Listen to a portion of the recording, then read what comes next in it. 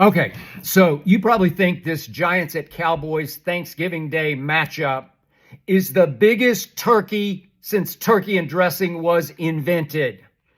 You're saying 4-7 Dallas against 2-9 Giants, lost 6 in a row, cut their franchise quarterback, quit on their head coach last Sunday at Giants when they fell behind 30-0 to Tampa. And now it sounds like Drew Lock, who's no Lock, is going to play quarterback instead of Danny DeVito. Don't call him Danny because he's Tommy DeVito. Seriously? Yeah, seriously. So you probably think, oh, man, give me Bears, Lions, give me Dolphins, Packers.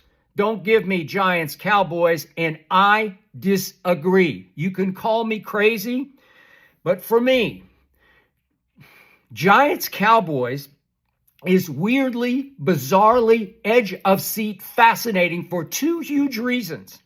My Dallas Cowboys have been all-time historically bad at home over the last 6 games. And number two, my Dallas Cowboys, who are still pretty to very talented football team, have the 4th easiest in the NFC closing schedule. And when I look down the schedule, I say, wait a second. If we win this game somehow, some way over the Giants, could we get on a closing roll? Could we win all but the game at Philadelphia? Could we maybe pull off the upset at Philadelphia? Could we finish 10-7? I do remind you that since 1990, 7 teams have gone from 4-7 to making the playoffs. So it's happened 7 times since 1990. For what that's worth, it's happened twice over the last 2 years after they went to a 17th game. Baker Mayfield and company did it last year from 4-7 to the playoffs by stealing their division. It's possible. But now to historically awful. And I mean historically, not enough is made of this. My Dallas Cowboys have lost 6 straight games at home, allowing almost 40 points a game in those 6 losses. It's actually 39 points something. Let's just call it 40. Let's round up to 40.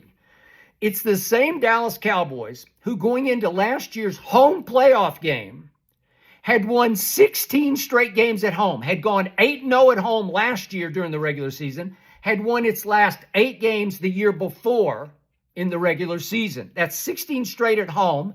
And obviously, they got blown off the field. It was 27-0 before halftime against the youngest team in the playoffs, the Green Bay Packers. And that started the going south negative roll that is all-time bad. 6 straight games. Let's just do the 5 this year, the 5 home games, all losses, obviously. We have not been competitive in. We have scored an average of 13.8 points a game this year at home in 5 games. 5 regular season, 13.8 points. I'm not exaggerating. I'm not embellishing. And we are giving up over the last 6 almost 40 points a game. That is so historically bad that I try to compare it to what's called the worst team ever. The first-year Tampa Bay Bucks of 1976, coached by John McKay. Go look at their scores. They're not nearly as bad as these scores were, and they lost it. They went 0-14, but they were semi-competitive at home, more competitive than we've been over our last 6 games. Then go back to the first ever Cowboy team, the 1960 expansion Dallas Cowboys. Go look at the scores because I have. The first 2 scores we lost at home, 35-28 and 27-25. Then we started getting blown out, but we ended with a game in which we were semi-competitive. We lost 26-14. So we lost all 6 home games, but by not nearly as badly as the Cowboys have lost their last 6 games at home.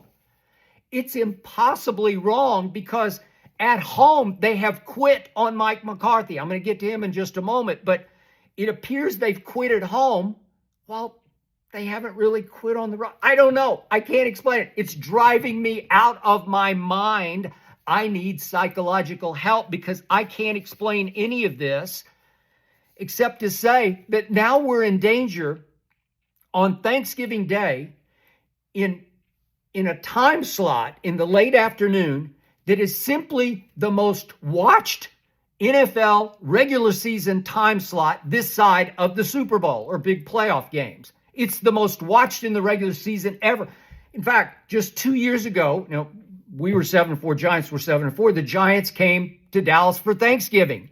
It was the most watched game in the history of the NFL regular season. It was just 7-4 versus 7-4. But I'm telling you, as you well know, everybody tends to eat and then sit around as a family and watch the Dallas Cowboys. It's a tradition. It's been happening since 1960.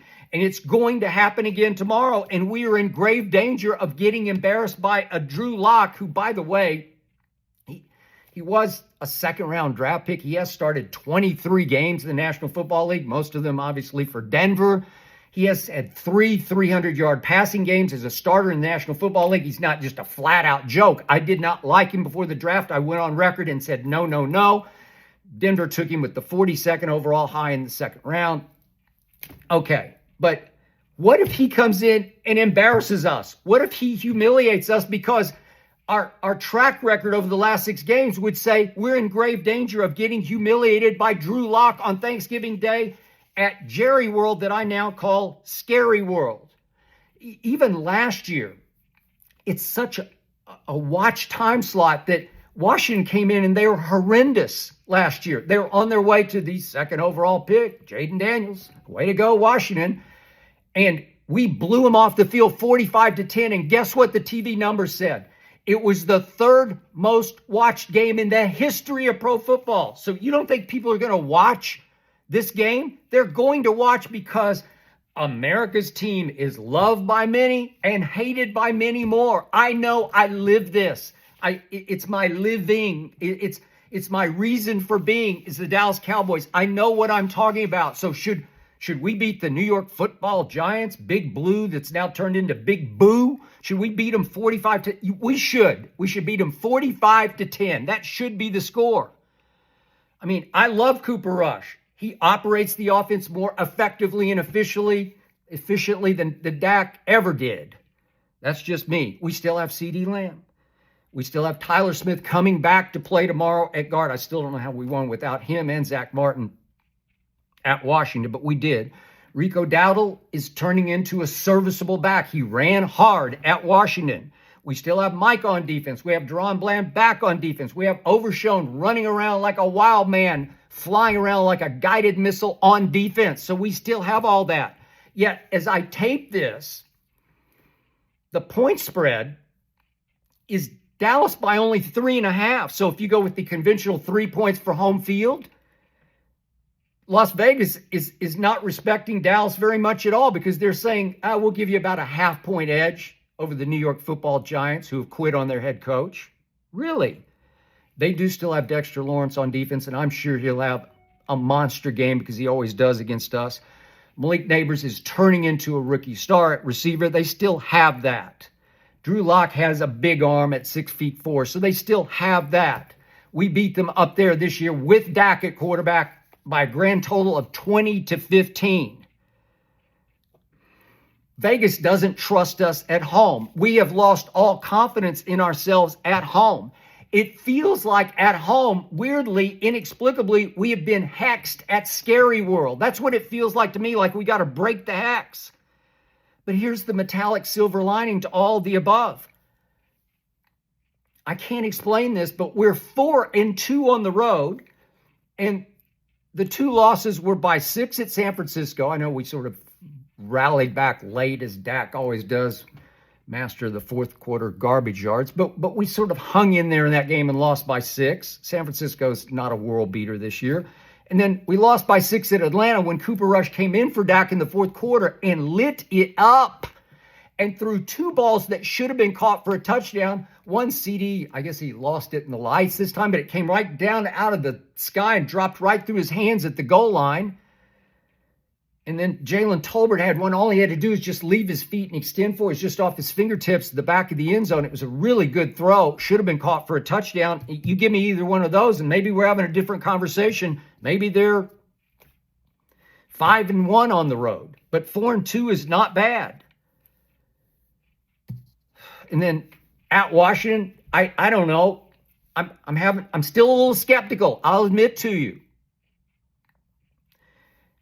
We stole it. We couldn't lose for winning.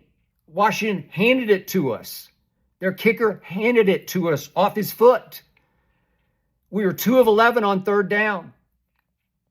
We gave up 223 passing yards in the fourth quarter. I'm sorry, total yards. I'm not passing yards. 223 total yards in the fourth quarter to Jaden Daniels and company. It's a bad sign. I can't defend it, but we won the game because we tend to win on the road. So if somehow we can break the home curse against the Giants and just win the game, then all of a sudden we do get our little mini bye, our 10-day bye, to get ready for Cincinnati. I love Joe Burrow. He's the best quarterback in pro football. But I saw Cooper Rush beat Joe Burrow head-to-head at Jerry World on Sunday Night Football. This is going to be on Monday Night Football. So do I trust Cooper Rush to come up big late against Joe Burrow as he came up big-time clutch in the game-winning drive? Brett Maher had to make that field goal to win the game, but he did. Cooper Rush was really good in that game. That was his second start off the one that was the year before up at Kirk Cousins when he threw a late clutch touchdown pass to Amari Cooper to beat Kirk Cousins on Sunday night up there at Minnesota. That's pretty great to me. So you win that game, and then you get to go to Carolina, and given how my team's played on the road, could it win it? Sure, it could win at Carolina. Then here comes Baker and company, Tampa Bay on a Sunday night at Scary World. Could we beat? Well, we're highly capable if we're feeling good. If we've broken the hex, yes, we could win that game. Then we go to Philadelphia. I'd mark that down with a big black X. We're out on that one. We can't win. But could we? We should have led at halftime against Philadelphia at home if CD hadn't lost it in the light because the curtains weren't closed. And then we finished with Washington at home. We just beat them up there. Could we beat them? Sure we could. Jaden struggled over his last 3 games. We're at least as good as they are, and we could prevail in that game. What if we got to 10-7? What if we did? Could we eke into the playoffs? Okay, now for my worst nightmare. I obviously want to root for that, but I'm rooting for bringing back Mike McCarthy. Please drop the Mike McCarthy. And Jerry on his radio show in Dallas this week was already singing the praises of Troy Aikman for singing the praises of Mike McCarthy on Monday Night Football. You probably heard it. I heard it. I love Troy Aikman, but I nearly fell out of my chair, off my couch, because Troy said, Mike McCarthy is a really good football coach. And I get it. If you're just talking about X's and O's offensive football, just the coordinator of your offense, I'll give you that. I think he's a pretty good play caller. I'll give you all that. But I'm sorry, Troy. I'm sorry. He's just not a commanding officer. He's not a head coach. He's not a culture changer. He's not a motivator. He's not the man in charge of a franchise that is called America's team. And yet, if they make the playoff, Jerry's already saying, oh, Mike McCarthy's a great football coach.